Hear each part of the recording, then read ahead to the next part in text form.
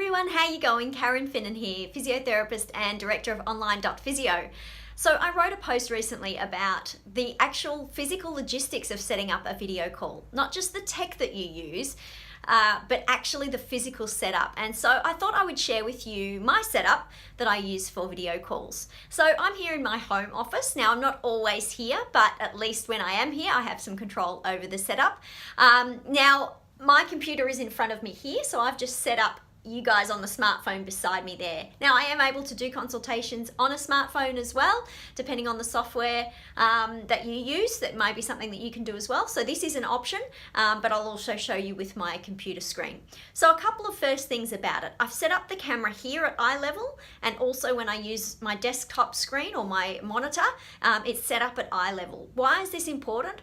Well, we're all about now building rapport with a patient without physical touch. The more ways you can subconsciously connect with that person, the better. A lot of people will do a video call on their laptop. The screen will be low and the camera will be low, okay? So you're sort of looking down on your patient, they're looking up at you like this.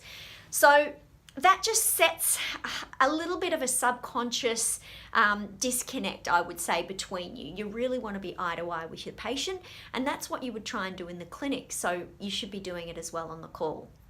The next thing that I like to do, you'll see here, is that I've got some imagery on the wall, nice and uncluttered, but some subtle branding I've got through here. And this is also an anatomical drawing. Now it doesn't need to be there. I've put it there to set a bit of context for my patients, to give them confidence in the fact that this is professionally set up. It is a physio clinic, even though it's online. There are some other things in the background. I've got some plants, some nice sort of wood. So I also don't want it to feel overly clinical. I want it to feel comfortable, and I want it to feel approachable. So that's sort of, you know, a part of my theory behind that as well.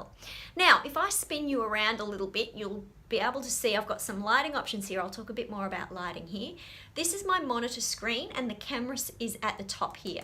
So again, you'll see that when I'm having that conversation, it's at eye level with the patient. And if I keep spinning around, you'll see that that's the window there. So this is really important when you're setting up your area for video consultations, is where is the light coming from? And so it's important that your window isn't behind you, because then you'll be backlit and you'll be a silhouette. The clearer the lighting is for the patient, the better the experience will be for them. So make sure that you set up with any windows or lighting at your front. Now, if lighting is an issue, so if you are in a room that's dark, or it doesn't have a good window, or you simply can't set up with the window light falling on you, then lighting is something that you can add into the mix. Now, I've just recently upgraded my lighting. I had very big cumbersome lighting, but now I've got some really good little LED lights. So this is one little LED light here, and this is a softbox that goes on the front of it. What the softbox does is just makes the light less severe and makes it a bit more gentle, okay? Now, I actually have one of these set up beside my camera where I'm filming, so that you can see this sort of nice light on my face, that I'm lit up quite well. That's exactly what this is. I've got two of them, okay? So I won't switch this one on because I don't want to blind you, but that's something that to consider as well.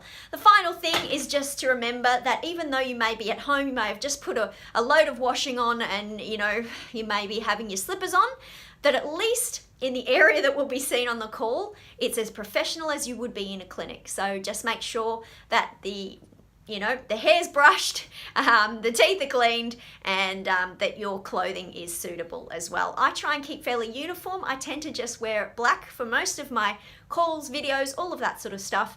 It helps a little bit with branding. It means I can match in colours, you know, and I'm not sort of offsetting or garish there. And it also just doesn't detract from what we're actually saying. So I hope that's been useful to you. Just put a little bit of thought into where your videos are set up. This, of course, also helps me with non-clinical video calls that I'm doing as well. So any, video meetings that I'm having, it's really good to put a bit of thought into the setup, so it's up there and it's ready to go.